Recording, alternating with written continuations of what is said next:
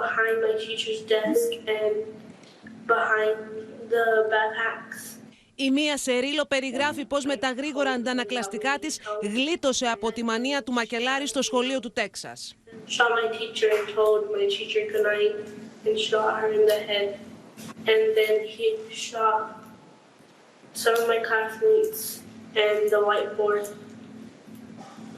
When I went to the backpacks, he shot my friend that was next to me. And I thought he was going to come back to the room. So I grabbed the blood and put it all over me. And what did you do then when you put the blood on yourself? Just stay quiet, and then I got my teacher's phone and called 911. Η κατάθεση του παιδιάτρου, ο οποίος την ημέρα του Μακελιού έδωσε τις πρώτες βοήθειες στους τραυματισμένους μαθητές, σοκάρει. Two children whose bodies have been pulverized by bullets fired at them, decapitated, whose flesh had been ripped apart, that the only clue as their identities was a blood-splattered cartoon clothes still clinging to them.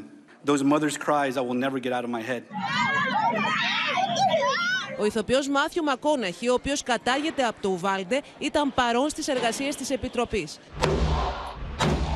Χθες η Βουλή των Αντιπροσώπων ψήφισε υπέρ της αλλαγής κατώτατου ορίου ηλικίας από τα 18 στα 21 για την αγορά ημιαυτόματων πυροβόλων όπλων, νομοσχέδιο όμως που θεωρείται αμφίβολο αν θα περάσει από τη Γερουσία.